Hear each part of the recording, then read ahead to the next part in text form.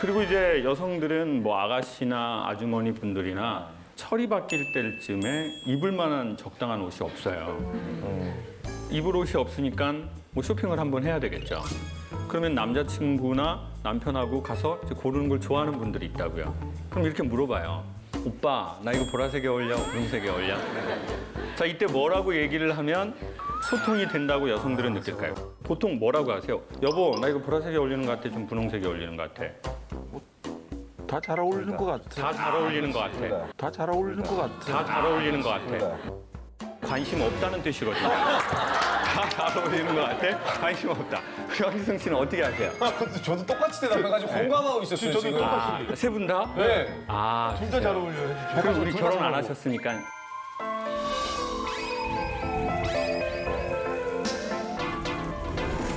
저도 다 잘하는데 남자는 보통 다 그렇게 대답하지 않나요? 비슷비슷한 것 같아. 이제는 거기선 감동이 없거든요. 제가 소개해 드릴게요. 네. 남성분들 이거 어렵지 않고요. 이해할 필요는 없어요. 암기했다 발표하신다고 생각을 해요. 그냥 구구단이라고 생각하세요. 그냥 이상하게 하시면 돼요. 친절하게 하실 필요 없어요. 그냥 얼굴은 시크하게. 내용을 되게 묵직하고 디테일하게 가는 거죠. 2초밖에 안 걸립니다. 해보겠습니다. 네. 여보, 나 보라색이 어울려, 분홍색이 어울려. 얼굴 표정 없애시고 그냥 이러시면 돼요. 보라색은 어려 보이는데 분홍색은 날씬해 보이네.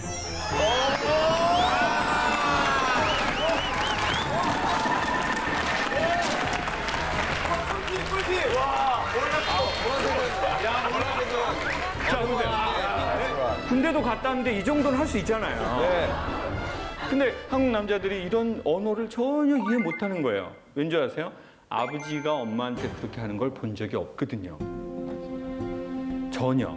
옛날 어머니 아버지는 같이 쇼핑을 하지 않았거든요. 그러니까 이제 한국 남자들이 이런 걸 모르는 거죠. 이 언어를. 사랑이 없는 게 아니에요. 언어를 모르는 거죠. 그런 남자와 그런 여자가 만나게 되면은요, 이제 문제가 생기기 시작하더라고요. 예를 들어 싸웠어요. 여자가 이렇게 말해요. 가. 오빠 가라고.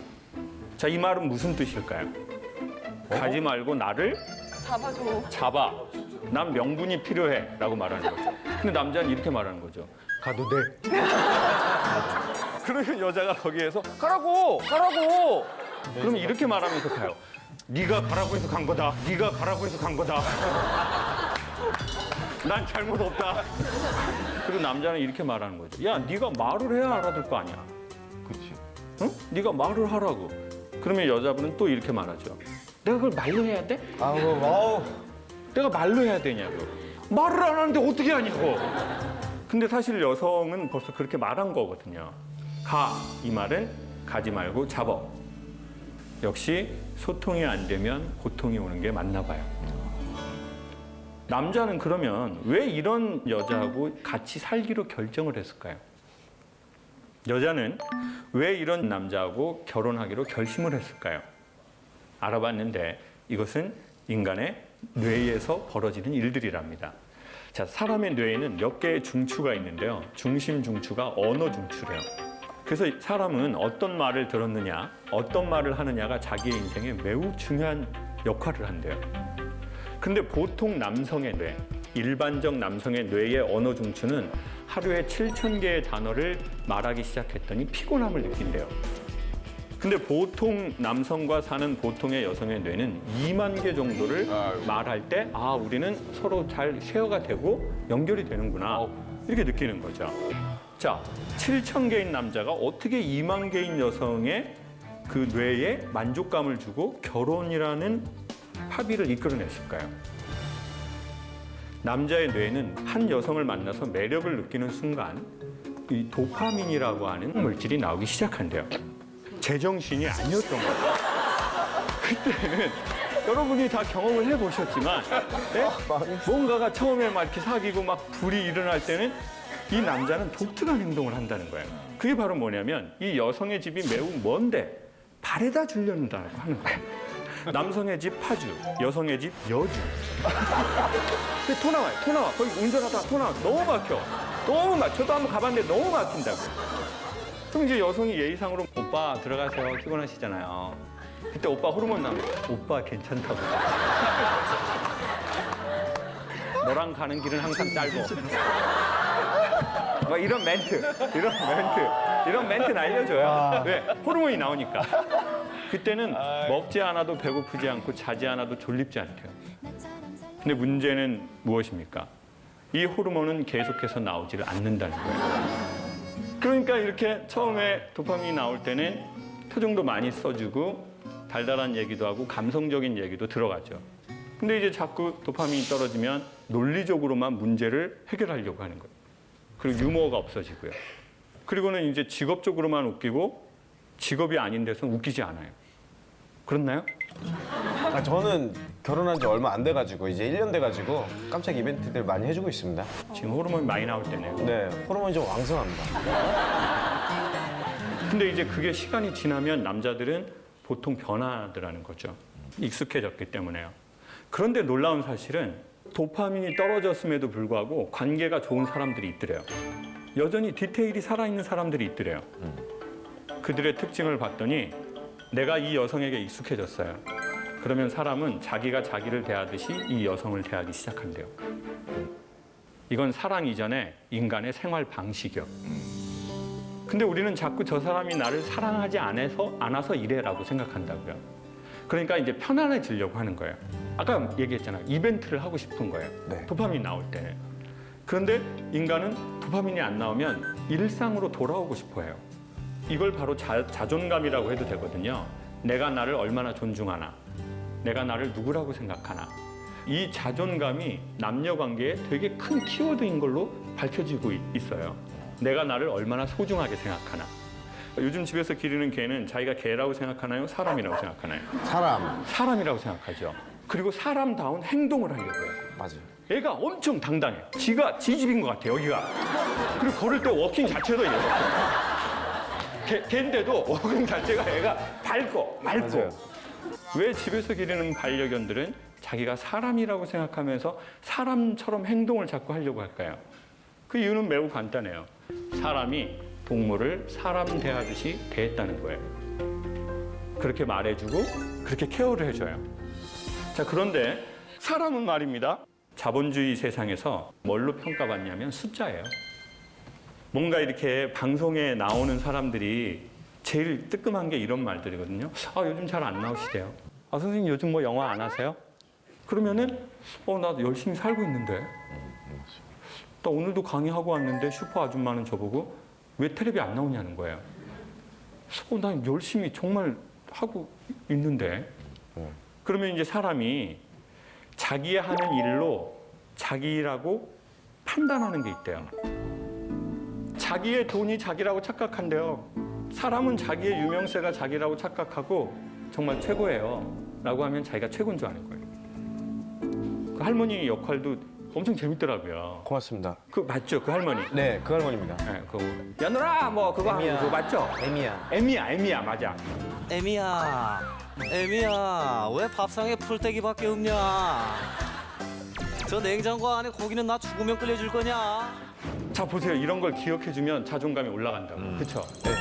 근데 저분 뭐 하던 분이지? 이러면 이렇게 된다고요. 맞아. 근데 그것은 다 착각이래요. 사실은 인간은 인간으로서 소중한 게 있거든요. 근데 인간은 내가 소중한 걸 어떻게 확인하느냐는 거예요. 내가 어디에서 나왔나요? 부모님. 엄마와 아빠죠. 그러니까 엄마와 아빠의 친밀도는 곧 나의 소중함으로 연결돼요. 그리고 내 엄마가 내 아빠에 대해서 한 말. 특별히 우리 여성분들 엄마한테 어떤 얘기 들었어요? 아버지에 대해서. 너희 아빠 같은 사람은 흔치 않단다. 너희 아빠는 말종이야. 흔치 않아. 그게 여러분의 결혼 생활에 영향을 미칠까요? 안 미칠까요? 미쳐버려요. 그게 내 결혼 생활에 영향을 미쳐버린다니까요. 그리고 아빠가 너무 무시되는 짓을 많이 하셔요. 그럼 이 여성은 남자는 왜 저래? 이렇게 되는 거예요. 왜 이렇게 철이 없어 우리 아빠는? 이해가 안 돼. 그럼 이 여성은 결혼에 대해서 두 가지 생각해요. 첫 번째, 난 결혼 안 해. 두 번째, 결혼을 의외로 빨리 해요. 그것도 더 희한한 것은요. 아빠랑 비슷한 사람하고 결혼할 확률이 높아요. 왜 그런가 봤더니 첫 번째는 아버지에 대한 연민이래요. 내 존재를 잊게 하신 분이거든요. 아무리 행위를 잘못하셔도. 두 번째는 아버지에 대한 길들여짐이죠. 사람은 길들여진 걸 자연스럽다고 착각한대요. 그러니까 난 아빠 같은 사람 절대 안 만날 거야. 엄마도 계속 그 얘기 됐는데 결혼하고 5년, 10년 지나 보니까 남편이 누굴 닮아 있다고요? 아빠를 닮아. 그래가지고 그때 내가 복이 없어. 난 남자 복이 없어. 아빠 복도 없고 그냥 남편 복도 없고 그냥 자식 복도 없고 그냥 이렇게 해서 자기를 몰아가는 경우가 있대요. 자, 그래서 엄마하고 아빠하고의 사이는 기본적으로 전 중요하다고 생각해요. 그리고 이제 결혼하신 분들 계시다면 부부가 다툴 일이 매우 많죠.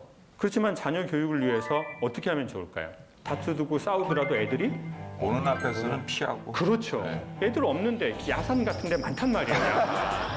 애들 앞에서는 애들이 특별히 어릴수록 거기다가 욕을 하거나 서로를 비난하거나 서로에게 원망을 하거나 이런 건 정말 안 좋죠. 그리고 애가 엄마한테 이럴 경우 있어요. 엄마, 우리 아빠 왜 저렇게 살아? 난 진짜 짜증나. 자, 이때 엄마는 누구 편을 들어주면 좋을까요? 아빠. 다 알고 계시네요. 아빠 편을 어떻게 줘? 아빠가 다 이유가 있어. 네가 아직 이해를 못해서 그래. 그러면은 이 여성은 어떻게 되는 줄 아세요? 그 앞에서 말을 이렇게 해요. 엄마도 짜증나. 이렇게 말하지만 나중에 이 여성이 남편이나 남자친구하고 관계를 맺을 때요. 상대적으로 남자 잘 무시하지 않아요. 자존은 내 부모의 사이에서 온 게 있다고요. 그리고 내 부모가 나에 대해서 뭐라고 해줬는지가 되게 또 중요해요. 어떤 사건을 당했을 때 우리 부모들은 우리한테 뭐라고 말했는지 이게 되게 중요한 거죠. 엄마, 아버지는 어떻게 만나셨지? 이런 게 어느 날 궁금할 때 있죠. 네. 그리고 이제 나이가 들어서는 뭐 엄마, 나 어떻게 났어? 이런 거 물어보죠. 네. 그때 뭐라고 얘기해야 될까요?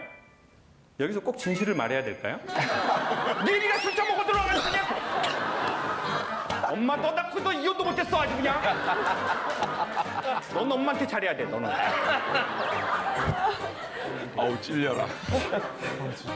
그래도 좀 뭐라고 해주면 좋을까요? 엄마 나 어떻게 났어? 너무도 사랑해서. 너무도 사랑해서. 그래서 좀 이렇게 하면 좋죠. 이렇게 엄마 우리 딸 낳으려고 엄청 노력했다. 그냥 엄마 너 낳고 그냥 노래를 정말 한 일주일을 불렀나? 그래서 저도 저희 엄마한테 엄마 나는 어떻게 낳은 거야? 좋지 않다. 너를 안 낳으려고 그랬어. 잉? 엄마는 너를 안 낳으려고 그랬는데 똑같다. 우리 집에 제사가 많아. 제사가. 그래가지고 형 하나로는 제사를 다 못해. 그래서 제사를 도우려고 너를 낳았어. 그러면 제가 그때 야 그러면 나는 제사 돕기 위해 태어난 아이인가? 그래서 제가 그때 좀 자존감이 많이 떨어지더라고요. 왜냐하면 자기의 태어남 자체가 환영받지 못한다는 건 우리의 자존의 중심부를 날려버리는 거거든요. 제가 엄마에게 물어봤죠. 엄마, 아빠하고는 어떻게 만났어? 그랬더니 매우 오래전에 할아버지 두 분이 이제 친구여서 결혼을 하셨대요. 두 분이 이제 술을 잡수시다가 자네 딸 우리 아들 주세 그랬는데 할아버지가 술이 채서 그러세라고 해서 결혼을 하게 됐다고 그러더라고요. 세상에서 제일 슬픈 새는 그러세 같아요. 나의 의지와 전혀 상관없이 인생이 흘러간다는 것은 매우 슬픈 일이죠. 그래서 이제 결혼한 날 처음 봤는데 아버지가 귀가 안 들리시더래요. 시댁 식구는 한 뭐 10몇 명이 있고 종갓집 장손이거든요. 그래서 어머니는 이제 도망가기로 하셨대요. 그래서 이제 도망가려고 눈치를 보는데 이제 덜컥 이제 애가 생긴 거죠. 도망가려면 애를 가지면 안 됩니다. 얘만 낳고 도망가자. 덜컥 연년생. 하나는 외로워. 둘이 버텨라고 그러고 도망가야지. 덜컥 덜컥 덜컥 덜컥. 그래서 제가 6째가 됐어요. 그래서 엄마의 기구한 삶은 시작된 거죠. 저희 어머니는 아버지하고 되게 스타일이 다르시더라고요. 아버지는 되게 미국 사람처럼 생기셨어요. 어머니는 되게 그 몽골 느낌이 많이 나세요. 그리고 저희 아버지는요 되게 스타일리시하시고요. 어머니는 초등학교 때 행사를 하는데 이제 친구 어머니들은 나이가 다 젊잖아요. 왜냐면은 이제 저희 엄마랑 저랑 나이 차이가 많이 나거든요. 엄마들이 되게 머리 커트 해가지고 날씬하게 해가지고 이렇게 딱 그 치마 정장 해가지고 오는데 저희 엄마 저쪽에서 그 몸빼를 입고 오시더라고요. 이런 패턴이었었어요. 이런 큰 꽃이 많고 호랑이 같은 게 있었어요. 엄마는 아버지 때문에 힘들게 사셨죠. 아버지가 장애도 있고 이제 그림을 하셨기 때문에 매우 힘든 삶을 사셨어요. 이제 그래서 제가 이제 엄마의 그걸 보고 고등학교를 졸업하고 이제 엄마하고 아빠하고 다투는 모습을 보고 싶지 않아서 이제 서울로 도망을 나왔어요. 도망 아닌 도망을. 그리고는 이제 미안한 마음이 생긴 거죠. 그래서 이제 돈을 보내야 되겠다는 생각이 든 거예요. 처음으로. 돈을 보내고 이렇게 전화를 했죠. 엄마, 나 이제부터 말일이 되면 돈 좀 보낼게. 엄마 많지는 않은데 아버지랑 맛있는 거 사잡수셔. 근데 저희 엄마는 진도 사람이에요. 장호가 보내지 마. 엄마는 3년 살면 뒤져. 보내지 마. 뭐 단디 보내. 뭐 단디 보내냐고. 그래서 아 이거는 보내지 말라는 건가? 그리고 이제 어머니 아버지 칠순 때 금강산을 제가 한번 예약을 했는데 엄마 나 이거 뭐 좀 금강산 좀 갈까? 뭐단지 그것을 가 금강산. 엄마 2년 살면 뒤져. 제가 그때 알았어요. 뭐단디라는 부모님의 말은 하라는 뜻이라는 걸.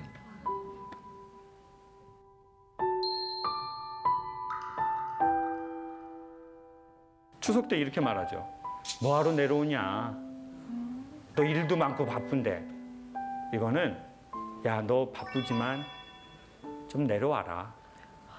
근데 네가 바빠서 차마 오라고는 말하기가 그렇다. 너도 다 컸으니. 그렇지만 아빠가 우리 딸이 보고 싶네. 그렇게 말할 수 없으니 우리 아들 한번 내려와서 보고 가라. 그래서 제가 어머니의 말은 조금 알아들었어요. 아, 엄마가 뭐단디라고 하면 하라는 뜻이구나.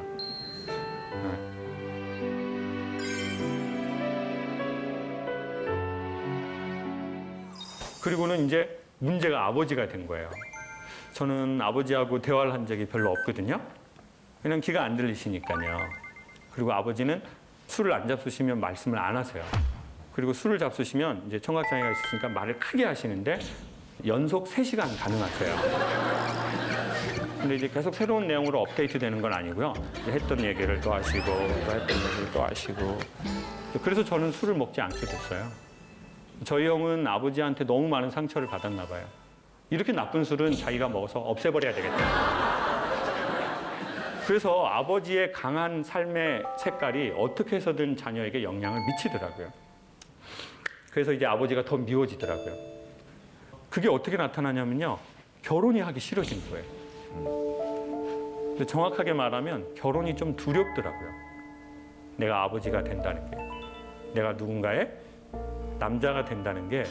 그러니까 연애는 두렵지 않은데 결혼이 두려운 거예요. 일상이 되는 남녀 관계가. 그래서 아, 뭐 혼자도 잘 살고 있으니 굳이 뭐 결혼을 할 필요가 있나. 이런 생각이 많이 들더라고요. 근데 어느 날 제가 고향을 내려갔는데 아버지가 갑자기 이렇게 있다가 장가 가라! 이렇게 거예요. 갑자기. 여러분 부모님들 그럴 때 있죠? 아니 뭘 사람이 천천히 다가와야지 언제부터 나랑 뭐 이런 인간관계가 됐다고. 그러니까, 이게 이렇게 됐겠죠 표정이. 속으로는 이런 거예요. 아 지금 내가 누구 때문에 장가를 안 가는 건데. 제 마음에 그게 있었어요. 그리고는 이제 예 아버지 갈게요. 예, 가죠. 때 되면 다 가죠. 한 번 더 꾹 누르면서 그래 내가 소통 강사니까 한 번은 더 참아야지. 그래야 강연에 에피소드라도 생기지 않겠어? 제가 어금니를 꽉 다물고 네 아버지 갈게요. 네 좀 가죠. 네 이제 갈게요. 근데 아버지가 더 화를 내면서 나이가 먹었으면 장가를 가야지. 너 친구들은 다 장가를 가갖고 봐. 애를 낳고 그래. 제가 그래서 더 이상 못 참겠는 거예요. 갑자기 벌떡 일어났어요. 그리고는 아빠한테 뭐라고 할 수는 없으니까 괜히 엄마한테 그게 또 가잖아요. 엄마한테 엄마 나 갈게. 아. 근데 이제 제가 부모님 전라도 분인데 제주도에 사셔서 제가 이제 제주도에서 태어나서 살았거든요. 제주도가 비가 갑자기 올 때 있잖아요. 비가 막 엄청 오는 거예요. 근데 엄마가 된장을 가져가라고? 부러지겠는데? 근데 저희가 또 그 당시에 어설프게 철이 나가지고 그래, 엄마가 해줄 수 있는 게 없지. 근데 엄마의 인생 60년, 70년 동안 하셨던 이 된장이 엄마의 영혼을 주는 거야. 안 먹어도 가져가야 돼. 제가 이런 어설픈 철이 들었었어요. 그래서 엄마가 된장을 옹기가 숨을 쉰다고 옹기에다가 넣어놨어요. 이만한 옹기에 된장을 넣어놓고 제가 쥐포를 좋아하는데 제주도의 쥐포가 맛있다고 시장에서 이만한 쥐포를 30장을 검정 봉지에다가 넣어가지고 이걸 갖고 가라고 하는 거예요. 저는 또 트렁크가 하나 있고 여기서 지금 멋지게 딱 뛰쳐나가야 되잖아요. 아버지 됐어! 딱 가는데 트렁크에 된장 봉지를 넣었는데 모양이 하나도 안 나는 거예요 이게. 그리고는 비가 오는 골목으로 딱 나갔어요. 됐어 엄마 내가 다시는 집에 오나 봐. 저희 엄마가 키가 한 150 조금 넘으시거든요. 이제 허리도 쌍엑스라지 입으세요 엄마가. 이제 표범 입으시고 이제 뽀글뽀글 파마에 이제 엄마가 우산을 갖고 막 이렇게 나온 거예요. 전 저희 엄마가 세련되지 않아서 더 슬퍼요. 엄마가 돈도 많고 사회적으로도 뭔가가 괜찮고 그러면 덜 슬프겠는데 예전에는 엄마가 부끄러워서 슬펐는데 이제는 다른 슬픔인 것 같아요. 차라리 나보다 되게 돈이 많고 건물도 있고 몸도 쌩쌩하시고 멋도 막 내시면 내가 덜 슬프겠는데 근데 엄마가 우산을 들고 막 나온 거예요 이렇게. 근데 이제 엄마가 키가 작으니까 우산 끝이 자꾸 제 눈을 찌르는 거예요. 이게 지금 너무 슬픈 장면인데 된장은 무거워 엄마가 우산은 찌르고 빗물은 계속 눈구녕을 쑤셔대고 있고 이게 뭔 블랙 코미디야 이게. 그리고 엄마가 저를 안으시면서 이렇게 말하는 거예요. 상호가 네가 이해해라. 너희 애비 저렇게 평생을 살았다. 네가 이해해. 너희 애비가 저렇게 평생을 살았어. 네가 이해해. 야, 그런데 딱 두 사람의 느낌이 생각이 나는 거예요. 아주 오랜 세월 힘든 일을 오래 한 그 남자의 느낌과 네가 참으라고 네 아빠가 평생을 저렇게 살았다고 슬프게 맨발로 뛰쳐나와서 골목에서 아들을 안고 있는 느낌이더라고요. 엄마 아버지가 제 또래 조금 전후에 저를 낳으셨어요. 저는 아이가 셋이거든요. 저는 이제 제 또래에 비해 경제적으로 조금 나은데요. 솔직히 저는 이제 둘째, 셋째가 쌍둥이인데 걔네들이 좀 부담스러운 게 있어요. 어린이집을 다니는데 내년에 군대 갔으면 좋겠어요. 장기 복무했으면 좋겠어요. 무섭다 진짜. 해병 수색대 같은데. 근데 너무 솔직한 얘기예요.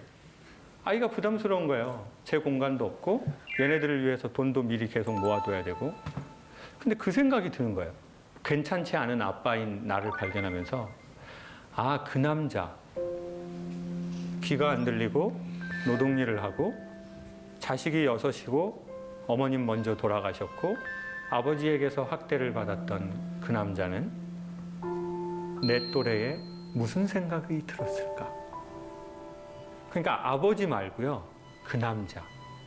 나랑 나이가 엇비슷한 그 남자는 그때 무슨 생각이 들었을까? 나랑 나이가 비슷하거나 나보다 어린 여잔데 아이가 여럿이고 자기의 취미도 없고 술을 마시지도 못하고 그 여자는 무슨 생각이 들었을까? 저는 스트레스를 받으면 자전거도 타고 바이크도 타고 가끔은 해외로도 여행을 가고 가끔은 명품을 사기도 하는데 그 남자는 스트레스를 받았을 때 무엇을 했을까? 그 생각이 제가 힘드니까 드는 거예요. 제가 부담스러우니까. 근데 어느 날 전화가 온 거예요. 여보세요? 제주도에 있는 한 치과래요. 제가 아, 강의 의뢰하시려고요? 그랬더니 그게 아니고요. 저 아버지가 누구누구씨 맞으세요? 예, 저희 아버지인데 왜 그러세요? 아버지가 그 치과 병원에 임플란트하고 뭐 치료 같은 걸 받으러 오셨는데 뭐 치료비를 저한테 낼 수 있냐고 물어보라고 그래가지고 전화를 했다는 거예요. 그래서 제가 나 아빠랑 안 친한데. 예. 얼마 나왔습니까? 그랬더니 아버지가 수입 재료로 하시고 싶으시대요. 그리고 신경치료는 금으로 하시고 싶으시대요. 그래서 돈이 좀 많이 나왔는데 아시죠? 치과 이거 하면 좀 꽤 많이 나오는 거예요. 저보고 내겠네요. 또 이렇게 정지 화면이 또 되더라고요. 이렇게. 예, 제가 하겠습니다. 잘 부탁드릴게요. 계좌번호 저한테 주세요. 그리고 전화를 끊으려는데 코디네이터라는 분이 그러시는 거예요. 그런데요, 할아버지가 전화 받고 달래요. 예? 저희 아버지 귀 안 들리시는데? 아, 모르겠어요. 할아버지가 전화 받으라고 막 옆에서 큰 소리로 뭐라고 하시는데 어떡하실 거예요? 그러는 거예요. 저는 아버지랑 전화한 적이 없지 않습니까? 마치 신이 인간에게 전화를 했는데 당신은 이 전화를 받을 거냐고 물어보는 것 같은 거예요. 바꿔주세요. 근데 정말 아버지가 전화를 받으시는 거예요. 저는 가만히 있죠. 아버지가 소리가 안 들리시니까 뭐라고 할 게 없잖아요. 아버지가 이러시는 거예요. 막둥이냐! 아버지다! 그리고 마지막으로 이렇게 말하시더라고요. 아주 작은 소리로. 미안하다.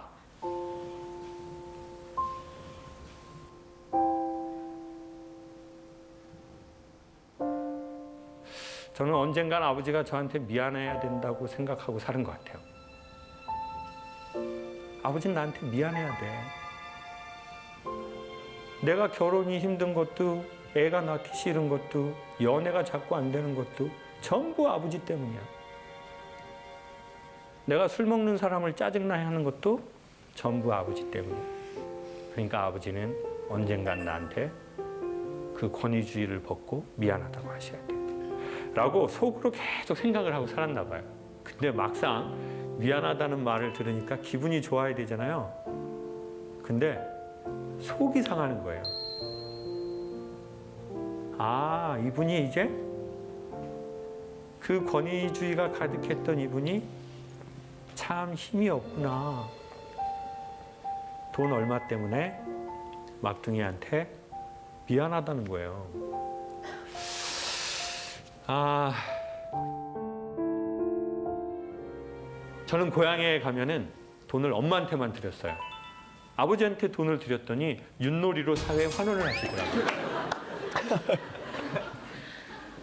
그때 이렇게 마음을 먹었죠. 아, 우리 아버지는 돌아가실 때까지 돈이 없어야 돼. 그래야 문제를 안 일으키시지. 나이가 드셔도 계속 문제를 일으키시는구나, 아버지는.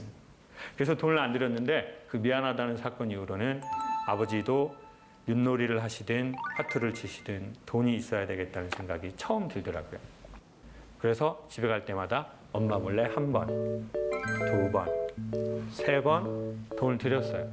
그랬더니 아버지도 바뀌시는 거예요. 근데 아버지가 어떻게 바뀌시냐면요. 우리 아들 아빠가 뭐 예전에 상처를 많이 줬지. 근데 아빠가 이제는 관계를 회복하고 싶어. 이렇게 다가오는 게 아니라 제가 집에 갔다가 서울을 가는데 공항에 나오시고 싶대요. 이거는 뭐 저희 집에서는 남북통일 같은 일이에요. 이거는. 아버지는 좀 이런 스타일 있잖아요. 자식이 오든 가든 딱 안방에서 절대 이렇게 움직이지 않으시는 스타일이에요. 엄마는 항상 표범 입고 나와서 우셔요. 공항에 나서. 늘 울 일이 많거든요. 남편은 귀가 안 들리고 남편 역할을 못하고 돈은 항상 없고 애들은 많고 일은 항상 생기고. 그럼 엄마는 공항에서 맨날 이렇게 울어요. 아가 가, 아가 가라, 응 가, 응. 그러면 제가 이렇게 주민등록증 보여주고 딱 돌아보면 이제 엄마 울고 있잖아요. 엄마 울지 좀 마. 이민 가나? 그리고 울 거면 공항에 나오지 마. 아우, 나는 사람 우는 거 너무 싫어. 왜냐면 어려서 내가 감당이 안 될 때 엄마 우는 걸 많이 봤거든요. 나는 엄마를 도와줄 여력이 전혀 안 되고. 근데 이제 그날은 엄마는 무릎이 아파서 못 나오시겠다는 거예요. 그리고는 아버지가 저랑 공항을 가겠다는 거예요. 생애 최초. 제 의식이 생기고 나서는 아버지하고 단 둘이 공항을 가는데 이게 외국인하고 길을 걷는 것보다 훨씬 없어요. 뭐 할 말이 없어요. 아빠 언제 이혼하세요? 이런 뭐 대화를 해야 되는데 그래서 이제 할 말이 없어가지고 그냥 공항에 갔는데 얼른 돈을 드리고 떠나야 되겠다는 생각이 들더라고요. 그래서 제가 이제 미리 돈을 준비를 좀 했죠. 아버지, 엄마한테 얘기하지 마세요. 조금이에요. 그리고는 주민등록증을 보여주고 들어가 버렸어요. 근데 아버지가 거기서 저를 보고 계시면 이게 좀 자식이 쌩하고 들어가는 게 좀 그렇잖아요. 근데 문제는 아버지가 저기서 저를 보고 계시면 제가 돌아보고 아버지랑 눈이 마주치잖아요. 그러면 제가 울 것 같은 거예요. 근데 그냥 우는 게 아니라 약간 통곡을 할 것 같은 거예요. 제가 울 이유가 아무것도 없는데 뭐 아버지가 돌아가신 것도 아니고. 그래서 제가 우리 아버지 영화를 찍으시네. 영화를 찍으셔. 이거 왜 나오셔서 이런 어색한 분위기를 만드시는 거예요? 네, 여기 있습니다 하고 이렇게 딱 돌아봤는데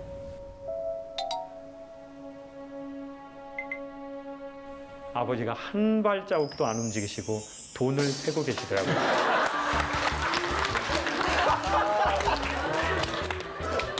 돈이 신권이었거든요. 제가 이제 아버지 기분 좋으라고 신권을, 근데 이제 신권이 이렇게 딱 뭉쳐져 있는 거 아시잖아요. 이게 돈이 잘 안 넘어가니까 아버지가 하시더니 저희 아버지가 이제 뭐 일반 노동일을 하셨으니까 아버지는 이렇게 자켓을 잘 입지 않으셨거든요. 아버지는 그냥 점퍼를 입으셨었어요. 이제 그걸 입고 아버지가 그냥 가시는 거예요. 근데 그 순간 제가 다행이다, 천만 다행. 그러고 있는데 갑자기 온 공항의 조명이 다 꺼지고 핀 조명 하나가 아버지 등 뒤를 쫙 하고 비추는 것처럼 실제로 보이는 거예요. 그리고 저는 두 가지를 봤어요. 한 번도 보지 못했던 두 가지요.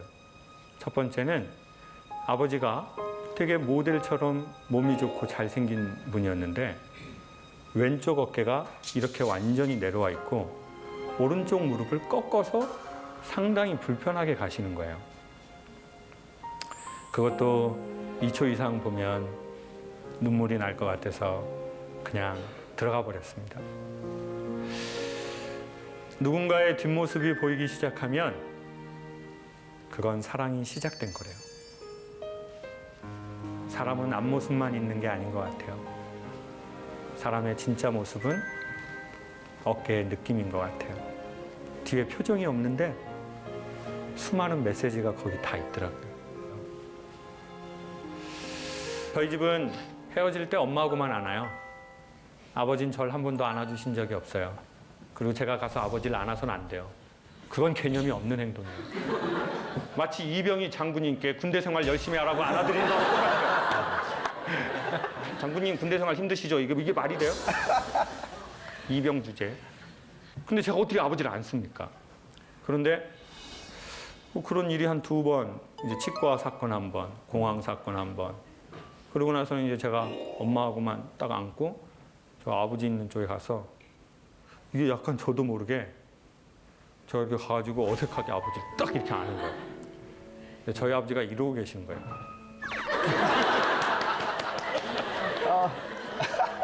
뭐 0.1초도 안 돼요. 금방 뗐으니까.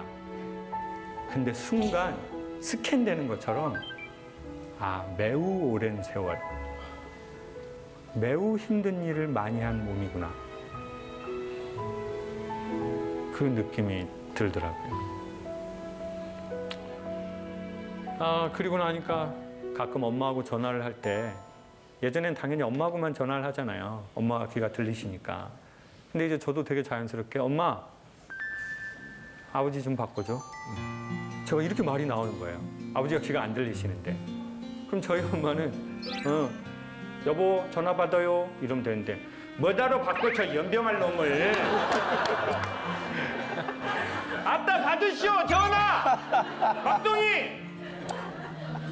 그러면 더 놀라운 게 뭐냐면요, 옆에 아버지가 있다가 아버지가 마치 귀가 들리시는 분인 것처럼 자연스럽게 와서 전화를 받으신다는 거예요.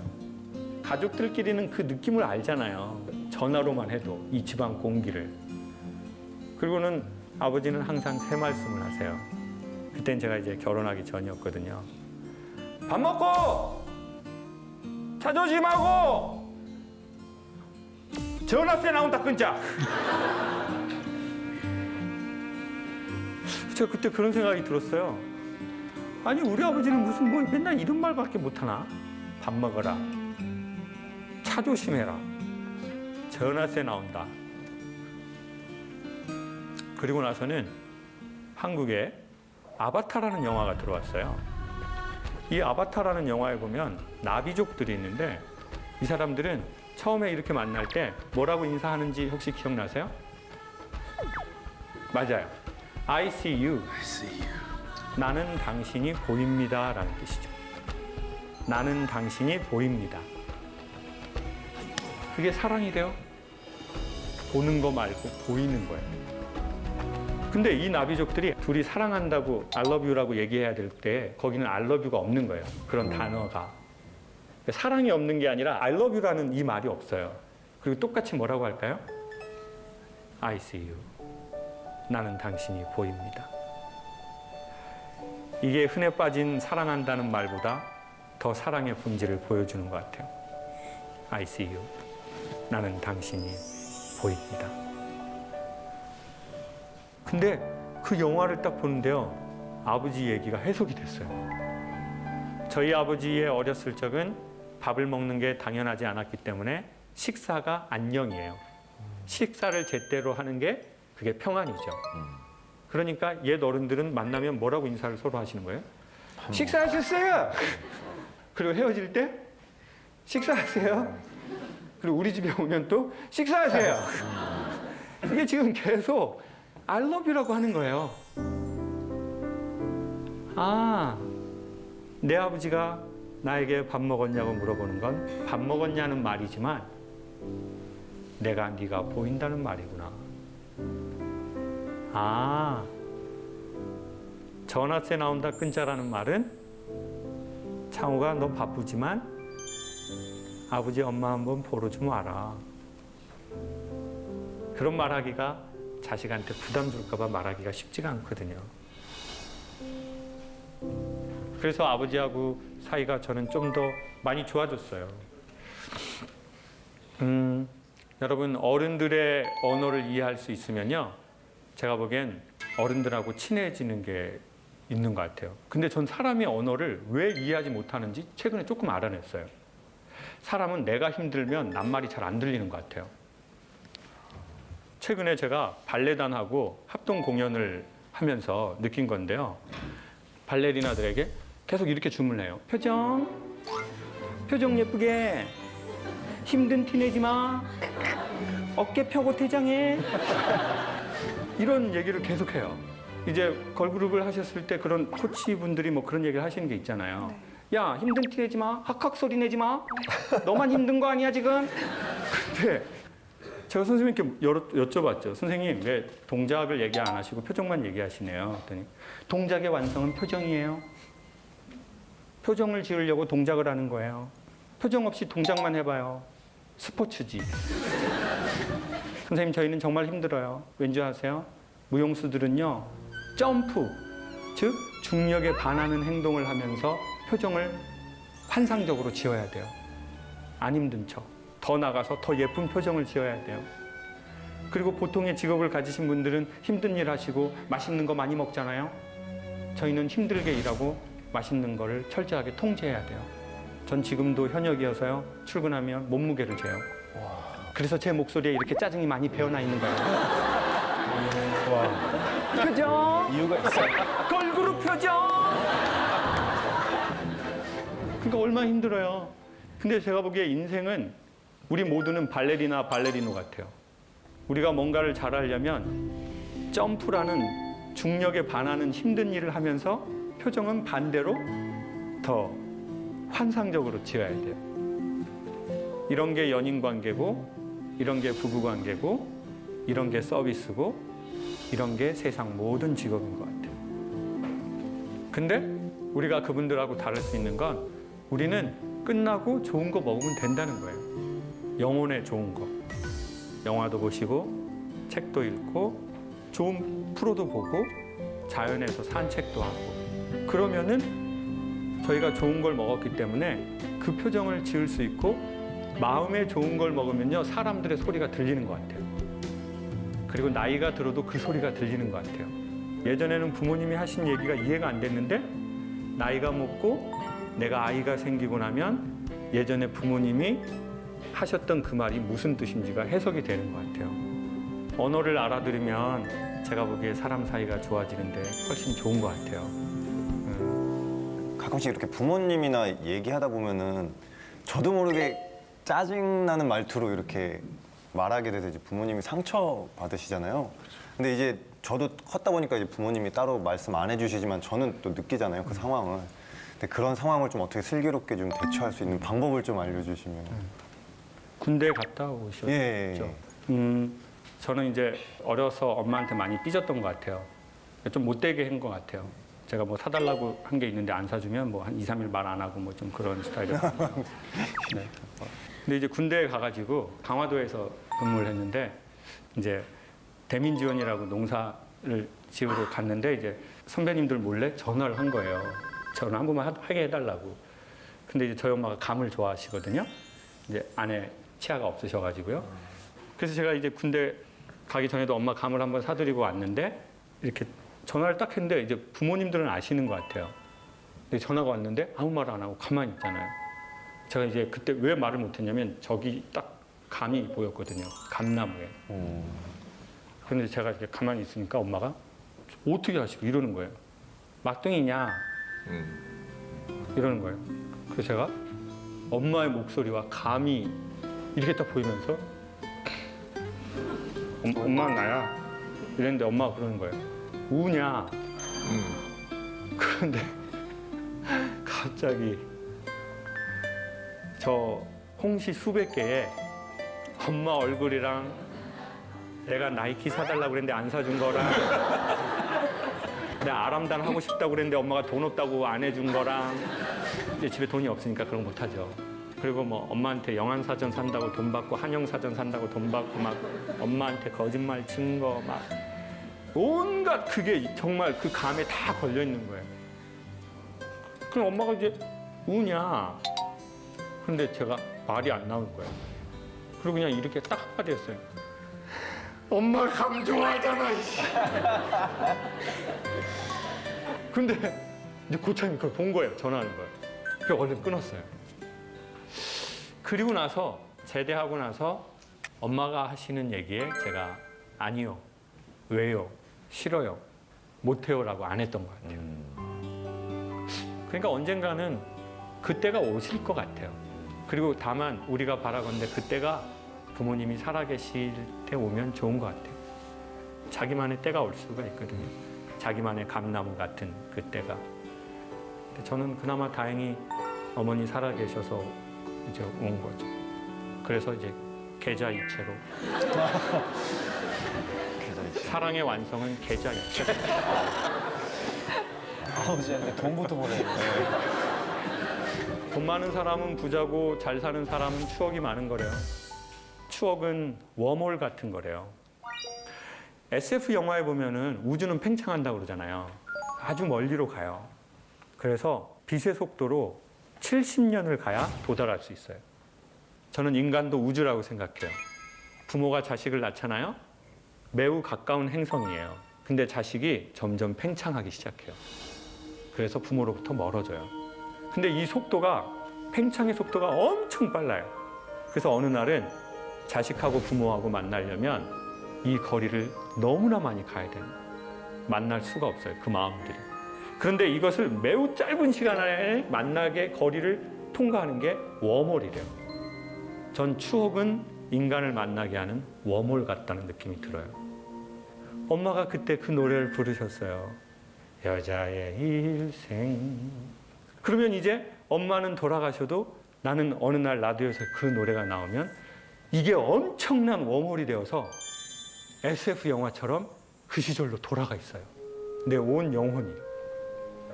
그리고 엄마가 그때 바르셨던 화장품 냄새가 나기도 해요. 그때 이불도 보여요.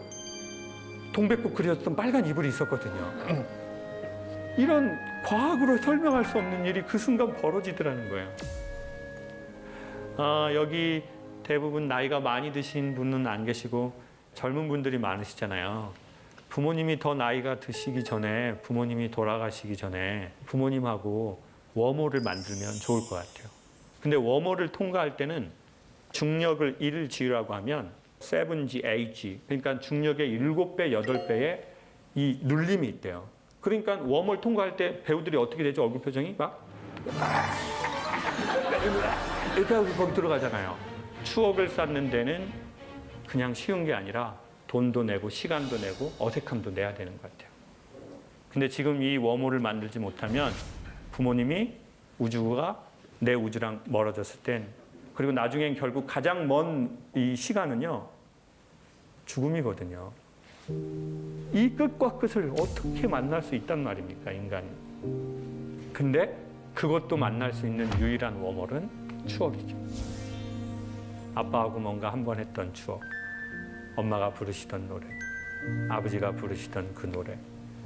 부디 바라건대 우리의 부모와 우리의 자신이 너무 우주가 팽창돼서 멀어지기 전에 그들을 만날 수 있는 웜홀들을 마련해 보면 어떨까 생각합니다.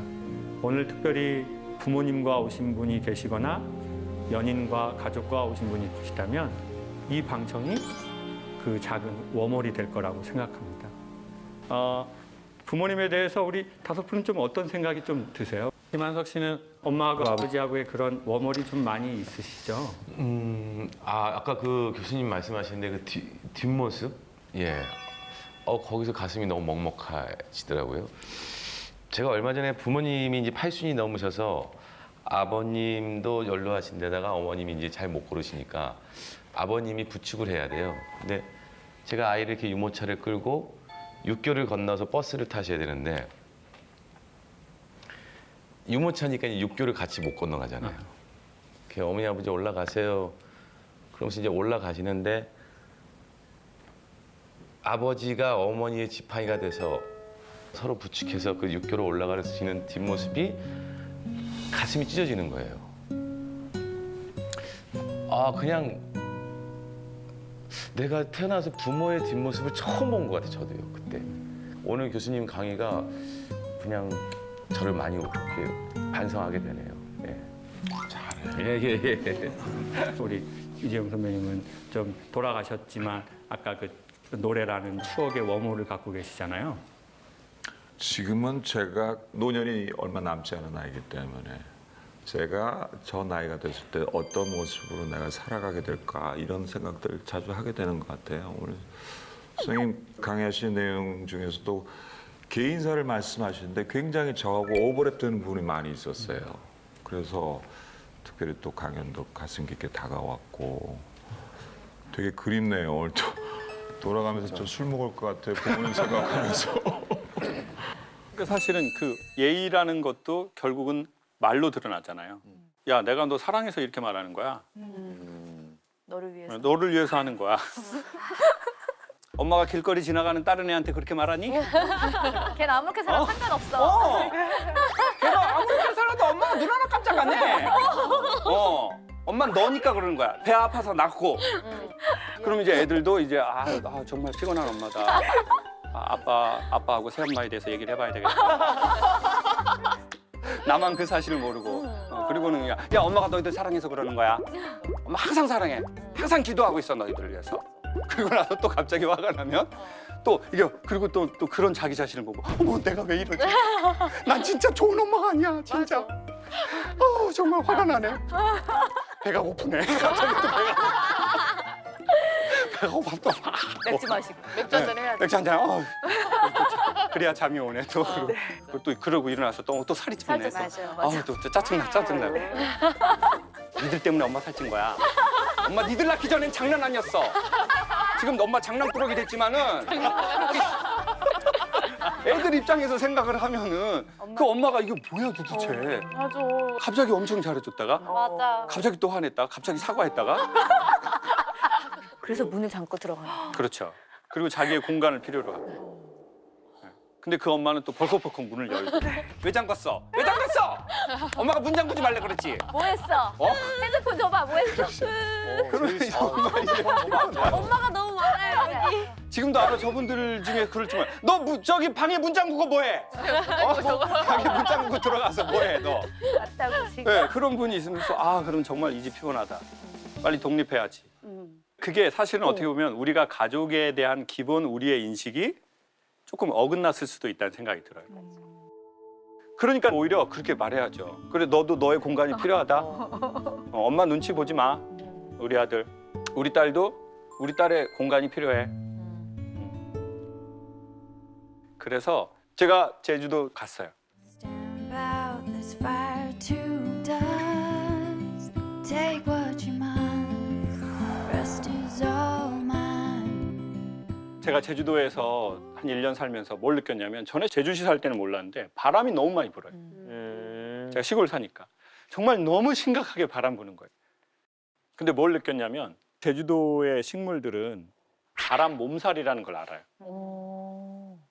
그게 뭐냐면 식물이 이렇게 자라야 되는데 계속 위를 흔들잖아요. 그러면 뿌리가 착상이 잘 안 되고 같이 이렇게 돌아다니는 거예요. 그러면 죽거나 잘 못 자라는 거죠. 그래서 이 바람 몸살에서 식물을 지키려고 뭘 하냐면 뭘 하죠? 비닐하우스? 비닐하우스. 또요. 돌담. 그 바람막이가 바로 돌담이죠. 돌담. 그래서 돌담이 보면은요, 이 식물의 바람을 막아주려고 제주도의 밭에 보면 되게 많이 돼 있어요. 근데 이 돌담의 매력 중에 하나가 뭐냐면요, 돌담은 완벽하게 구멍을 메꾸면요, 센 바람에 넘어져 버려요. 그래서 제주도 현무암 돌담 보면 중간중간에 틈이 있어요. 바람의 길을 낸 거예요. 그래서 더 안 쓰러져요. 그래서 저는 부모가 자식을 어렵게 갖잖아요. 자식의 돌담이 되어주려고 해요. 자기가 너무 바람을 많이 경험했으니까. 근데 여기에서 중요한 건 너무 그렇게 모든 바람을 막아주지 않는 것이 오히려 더 좋은 것 같아요. 그러니까 저는 엄마들에게 지금 육아로 너무 힘든데 완벽하게 좋은 엄마가 되려고 하지 마십시오. 조금 중간중간 비어도 괜찮습니다. 그게 바람의 길이 되어서 엄마도 지키고 식물인 자녀도 지킬 겁니다. 그러니 아이에게 실수할 공간을 주시라는 거죠. 그리고 인간은 실수하고 실패를 통해서 성공을 통해서는 알 수 없는 것들을 배우게 되거든요. 그럼에도 불구하고 내 편이 있다는 믿음을 얻는 거죠. 그럴 때 더 우리는 가족의 좋은 모습이 되고 친구의 좋은 원형이 되고 부모 자식의 좋은 사이가 되더라는 거죠. 자, 그러면은 자꾸 우리는 저 관계가 문제가 있다고 하지만 그럼 나와 내 사이를 점검해 보자는 거죠. 사실은 나하고 사이가 안 좋은 사람은 반드시 다른 사람과의 사이에서 그 문제가 드러납니다. 근데 우리는 이렇게 말하는 거죠. 내가 너 만나기 전에는 괜찮았다고. 장난 아니었어. 내 인생 너 만나서 바닥 쳤어. 근데 정말 이렇게 보면 나하고 문제 있는 게 여기에서 드러나 버렸어. 그래서 이 사람하고 문제가 생겨서 다른 사람을 만났어요. 근데 또 비슷한 문제가 또 생겨요. 그러면 또 다른 사람을 만날 수 있겠죠. 그럼 문제가 또 생겼어. 자꾸 왜 나한테 이런 일이 벌어지지? 벌써 3번째네? 3제인가? 9수인가? 괜히 사주 보고. 사주 보고. 이사 갈까? 이민을 갈까? 그래서 이민을 갔는데 또 거기에서도 또 비슷한 일이 또 생겨요. 여러분, 우리가 인간관계 힘들어요. 뭐 이런 얘기 할 수 있잖아요. 너무 고상하게 말한 거거든요. 인간관계 힘들다. 모든 일과 관계가 힘드는 이유가 뭐냐고 하냐면 자기 주변에 또라이가 있다고 그래요. 여러분 주변에 또라이 있어요, 없어요? 있어요. 저는 이 안에 있다고 확신해. 이 8명 안에 지금 도라이가 왔어. 지금 게스트로 왔어. 여기에 지금. 선생님. 근데 우리가 도라이라고 하는 사람 우리 직장에도 있고 우리 가족에도 있을지도 몰라요. 근데 그 사람들이 자기가 도라이라고 알아요, 몰라요? 모르죠. 몰라요. 그러면은 여러분은 스스로를 도라이라고 생각하는 게 많아요? 별로 없어요? 없어. 없죠? 없어요. 그러면 도라이일 확률이 높은 사람이라는 뜻이에요. 예? 제가 이걸 과학적으로 설명할게요. 자, 보세요. 우리가 핸드폰으로 내 목소리를 녹음을 했어요. 네. 그리고 스피커폰으로 들어보는 거예요. 그럼 내 목소리 같아요? 아닌 것 같아요? 다른 사람 아닌 것 같아요. 아닌 것 같아요. 이상하고. 자, 그러면 목소리가 내가 평상시에 나라고 느끼는 내 소리보다 훨씬 안 좋게 들려요. 안 좋죠. 네, 안 좋죠. 그럼 주변 사람들은 뭐라고 해요? 뭐야? 똑같아, 구려, 잘 나왔어. 자, 근데 그럼 왜 그럴까? 사람이 자기 목소리를 모니터하는 거는 귀 안쪽에 있는 뇌위로 한대요, 주로. 그러니까 자기가 이렇게 소리를 내니까 여기 안에 많이 남아 있겠죠? 그러니까 이렇게 감지하는 거예요. 근데 남의 소리는 어떻게 듣느냐? 공기를 진동해서 뇌위로 주로 듣는 거죠. 그러니까 내가 평상시 나라고 느끼는 나와 나를 제외한 모든 사람이 느끼는 나는 차이가 나요. 근데 그 차이가 누가 많이 나나 봤더니 1번 자존심이 센 사람, 2번 자존감이 낮은 사람, 3번 어렸을 적부터 성과를 좀 내본 사람, 4번 자기가 되게 상대적으로 깨끗하고 정의로운 삶을 살았다고 느끼는 사람. 이제 그런 사람일수록 항상 자기가 기준이거든. 내가 기준이에요. 왜? 난 정의로웠고 난 깨끗하게 살았고 난 자존심이 세고 근데 또 자존감은 낮아요.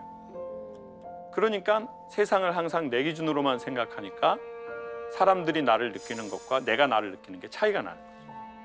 그러다 보니 이 사람하고 관계가 문제가 생기면 그러면 저 사람하고도 또 문제가 생길 확률이 훨씬 높아지겠죠. 그러면 이제 이렇게 생각하는 거죠. 아, 왜 내 주위에는 이런 것들만 왜 이렇게 되는 거지?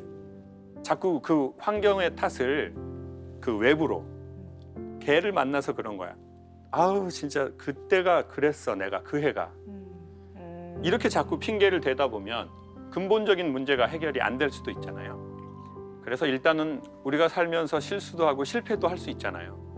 그러면 얼른 인정하고 문제의 원인을 우리한테서 한번 점검해 보고 그것이 이상이 상대적으로 없는데 누군가가 그랬다면 우리가 사람을 잘못 만나고 일을 잘못 선택한 거겠죠. 그러면 이제 또 주의하면 되잖아요. 아, 다음에 또 이걸 할 때는 이렇게 하지 말자. 자, 그러면은 나하고 내 사이는 과연 좋나 안 좋나 점검해 보자는 거죠.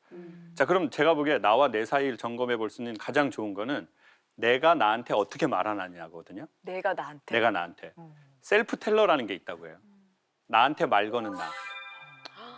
근데 이 셀프 텔러는 아무 때나 말을 걸진 않아요. 매일 내가 나한테 그래서 지민이가 나온대. 그래 지민이?